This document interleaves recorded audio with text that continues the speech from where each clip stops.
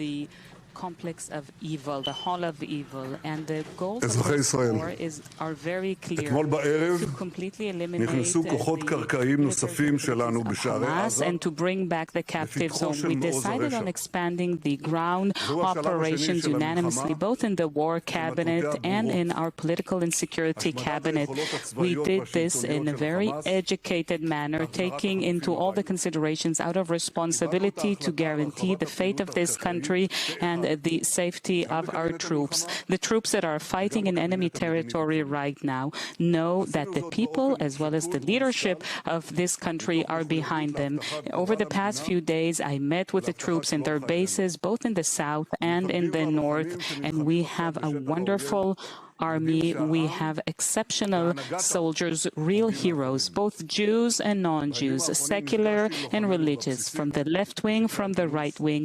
They are all united and filled with a combat spirit that I've never seen before. They are willing to fight full force against an enemy that there is no other enemy as cruel as it is. They want to retaliate for the horrific acts that these people conducted against our children, parents, sisters, brothers, and friends.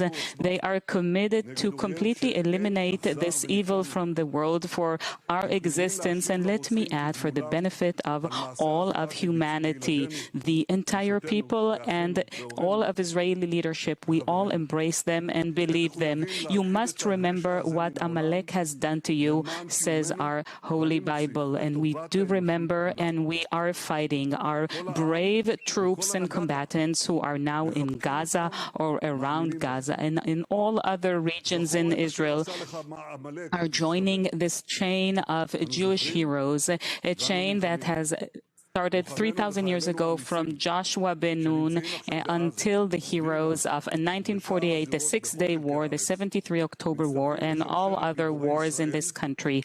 Our hero troops, they have one supreme main goal: to completely defeat the murderous enemy and to guarantee our existence in this country. We've always said, never again. Never again is now. And today I also met with the families of the captives, the hostages, bereaved parents, and my heart is broken, and I reiterated and said to them that at every stage until this point and from now on, we will exhaust every opportunity to bring back our abducted brothers and sisters to the warm embrace of their families. Their abduction is a crime against humanity. Anybody who dares accuse our troops of conducting war crimes are people who are completely hypocritical, liars who don't have an inkling of morality in them. The IDF is the most moral and ethical military in the world. It is doing everything it can in order to prevent harming those who are uninvolved. And once again, I call upon those who are non-combatants in the Gaza Strip to go further south.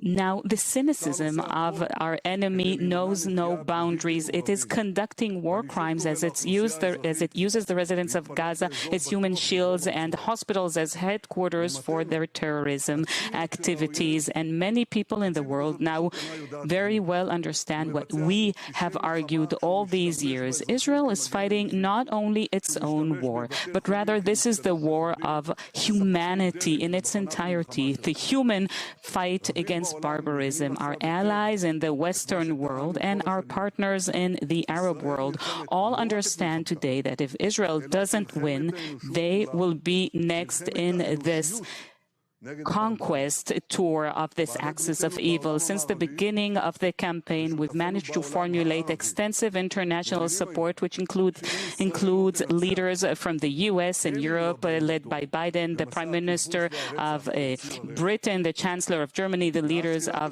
the Netherlands, Cyprus, France, and many, many others. Many of them came here at the time of war, and they conveyed a very clear message. We not only support you, we also pray and yearn for your victory.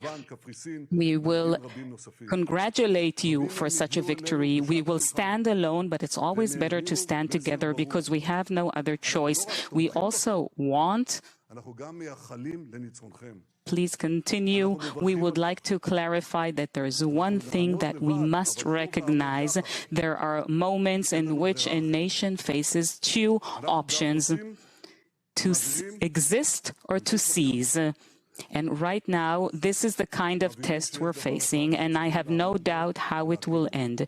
We will come out triumphant. We will triumph. In the first weeks of the war, there were massive airstrikes against the enemy in increased force over the past few days in order to help our forces enter from the ground in the safest manner. We have eliminated countless murders and archive murders, and we've eradicated the infrastructure of terrorism, and it's only the beginning of the road. Our fight inside the Gaza Strip will be long and difficult, but we are prepared for that. This is our second war of independence. We will fight for the protection of our homeland, and we will fight on the ground, in the air, in the sea, and we will eliminate the enemy above the ground and beneath the ground. We will fight and we will win, and this will be the triumph of good over evil, light over darkness, life over death. And in this war, we stand together